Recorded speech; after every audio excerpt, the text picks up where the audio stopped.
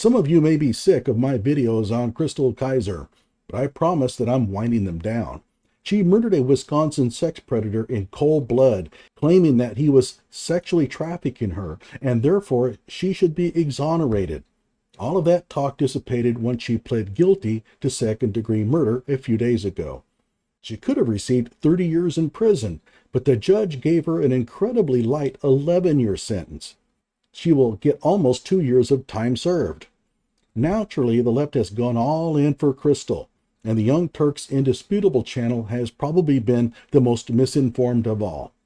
In this installment of Indisputable, Sharon will take the wheel from the Joseph Goebbels of social media, Rashad Ritchie. You know the rest. Hello out there. I am trying to get through.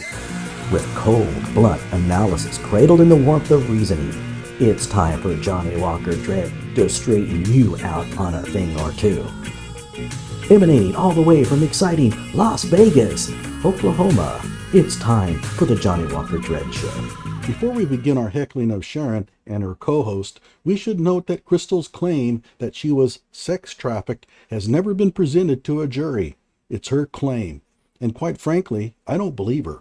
She only adopted the claim once her lawyer told her that she could use it as an affirmative defense. Before then, she was crying self-defense, which fell apart upon the criminal investigation. Also, I want to note that I was an early defender of Chrystul's, back before the evidence surrounding her crime came to my attention. My earlier videos even contain links to her GoFundMe to raise money for her criminal defense. So don't come around telling me that I'm biased against her.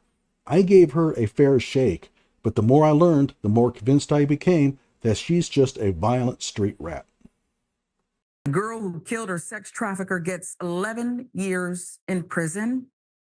Here's a report from Democracy Now! From 2021 to remind you about this case. Democracy Now! Is not a good source. They got a lot wrong. Another case from 2018, that of Black teenager Chrystul Kizer, who faces charges of killing her alleged sex trafficker, a 34-year-old white man, when she was just 17 years old. Why mention that he's white? Good question. Court records show that the man, Randall Volar, had a history of sexually abusing underage Black girls as young as 12 that was known to the Kenosha police, but he remained free for months. Then in June 2018, Kizer says she shot and killed Volar in self-defense after he drugged her and tried to rape her. Chrystul Kizer was freed from jail on a $400,000 bail in June, but still fighting her case. She faces life in prison. Now notice something. Chrystul Kizer here is claiming that Randall Volar was trying to rape her, and therefore she shot him in self-defense. That story would change. So why go back to this old video that has the wrong story? Well, Indisputable doesn't know any of these facts. It still thinks that Chrystul Kizer's original story is valid. No, she abandoned it. Why? Well, it turns out that Randall Volar had 2 bullet holes in the back of his head, and he was found sitting in his chair. Doesn't sound like self-defense to me. That was then. This is now. And as we said, it's going to be 11 years for this a victim of sex trafficking. That has not been established. And in fact, the prosecution says that didn't happen at all. Who again killed her sex trafficker, Chrystul Kizer, who argued that she was legally allowed Randall Volar kill him because he was sexually trafficking her, was sentenced Monday to 11 years in prison after pleading guilty to a reduced count of reckless homicide. Kenosha County judge sentenced Kizer to 11 years of initial confinement, followed by 5 years of extended supervision in the 2018 death of Volar. He was given credit for 570 days of time served in this. Boy, she looks like this little girl. Yeah, you can always tell the guilt or innocence of a person by looking at them. A person who looks so young and innocent could never be guilty of something like stealing cars, except she had been convicted of felony car theft just prior to the shooting. And does she look like the kind of person who would brag about shooting a man to death on Facebook? But she did. Remember, Kyle Rittenhouse had a baby face to the point where people claimed police should have known he was underage.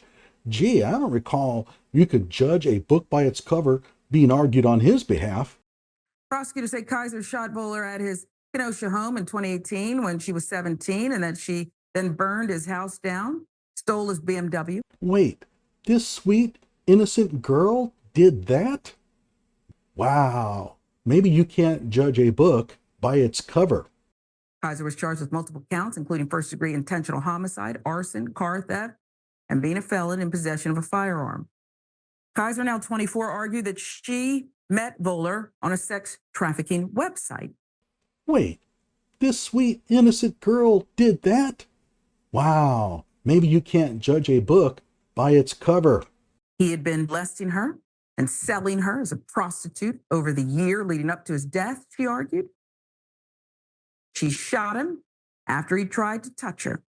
Well, it says here, she told detectives that she shot him after he tried to touch her. Wow, he tried to touch her. Yeah, that's always justification for shooting someone to death. But her earlier claim was that he had pinned her down and was sexually assaulting her. She seems to have a problem with the truth. AP with the details. Her attorneys argue that Kizer couldn't be held criminally liable for any of it under a 2008 state law that absolves sex trafficking victims of any offense committed as a direct result of being trafficked. Yeah, as a direct result of. There is zero evidence that she shot Volar because she was being trafficked, and plenty of evidence that she shot him to steal his car. And please note that she claimed herself that she shot him because he was touching her. That's not commercial sex trafficking, even if true, and she has changed her story since. That's at best an imperfect self-defense and at worst, raw murder. Most states have passed similar laws over the last 10 years, providing sex trafficking victims at least some level of criminal immunity. Prosecutors countered that Wisconsin legislators couldn't possibly have intended for protections to extend to homicide. Notice how she mocks the prosecutor's claim with her tone. But remember, when discussing the dismissal of Kyle Rittenhouse's gun charge, she cried, "Loophole! The legislators couldn't have possibly have intended to allow a 17-year-old to carry an AR-15 in public." Anti-violence groups blocked the Kizer's defense, arguing in court briefs that trafficking victims feel trapped and sometimes feel as if they have to take matters into their own hands. Well, no, she could have called the police on him. She didn't. She resorted to what they call vigilantism, one of the big complaints about Kyle Rittenhouse, remember? But here they're arguing, no, that's okay, even though she could have turned him into the police. State Supreme Court ruled in 2022 that Kizer could raise the defense during trial. That's misleading because the judge could have stricken any mention of this defense if Chrystul was unable to provide at least prima facie evidence that such trafficking occurred and her shooting of Volar was a direct result of it.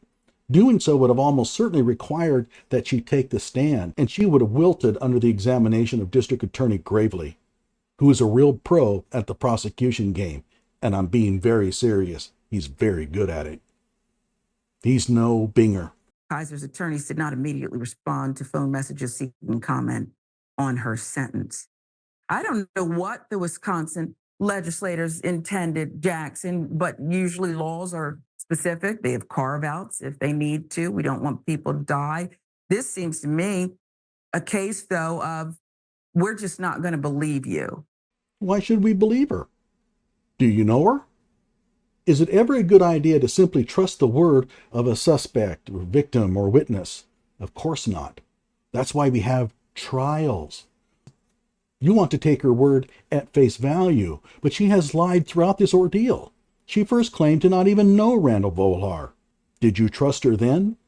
She then claimed that Volar was on top of her, attempting to sexually assault her, then changed her story once she realized that such a scenario was impossible. So why do you want to believe her?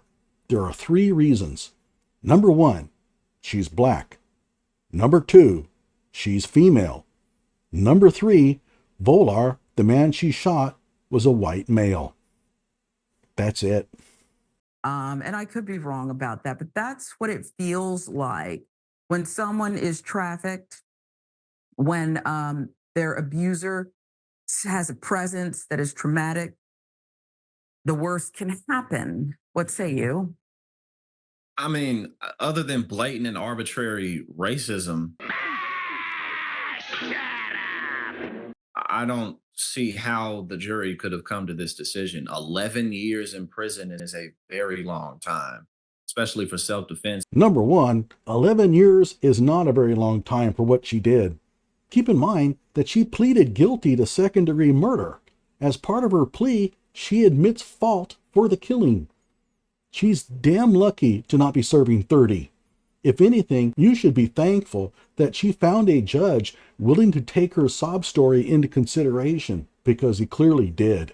Also, what self-defense? Chrystul was claiming an affirmative safe harbor defense, not self-defense. She claimed self-defense early in the investigation, but as I said, she abandoned that strategy once the evidence collected by detectives destroyed it, and once her new legal team told her about the safe harbor statute. And what is this crap about a jury coming to this decision? In Wisconsin, juries don't sentence, judges do. And she pleaded guilty. A jury was never even formed because there was no trial. How could someone be so poorly informed about this case while at the same time guest hosting on an international platform like the Young Turks? There needs to be some semblance of quality control if you're going to operate a large-scale news channel. It's all the things that this woman went through at the behest of this man who knew better and knew what he was doing. I don't see how this benefits their justice system. Nothing about this is just, nothing about this is right. I hope that there's some type of a way that we can push to get her freed.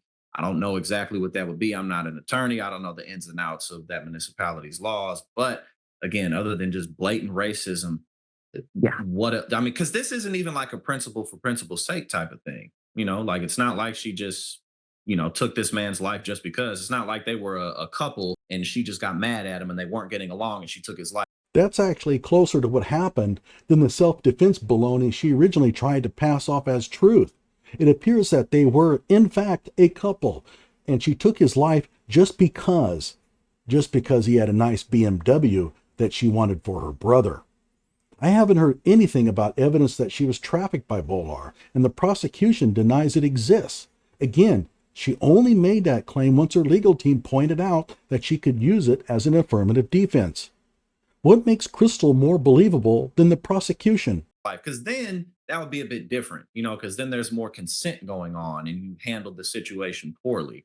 But this is not that. She was being trafficked. She was being taken advantage of, manipulated, abused. How can you just look past that other than, like you said, oh, we don't believe you? She pled guilty, so she never entered that testimony in the court records for a jury to consider. She could have fought the charge and even taken the stand if she wanted the court to hear her side of the story, like Kyle Rittenhouse did. The whole frickin' point of a trial is for the accused to present their case as to why they're innocent. You can't plead guilty, then turn around and whine that no one believed you. This is definitely one of the most disgusting stories I've seen this year. Yeah, I'm going to agree with you. Because you and I sat right here and we cover stories all the time where perhaps a young mother is trying to get her kid's iPad back from a racist neighbor. Yeah. Okay. So 36,000 people watched this video and probably 35,000 bought their BS hook, line, and sinker. Gee, I wonder why the races have so much trouble getting along. Like my video and subscribe to my channel.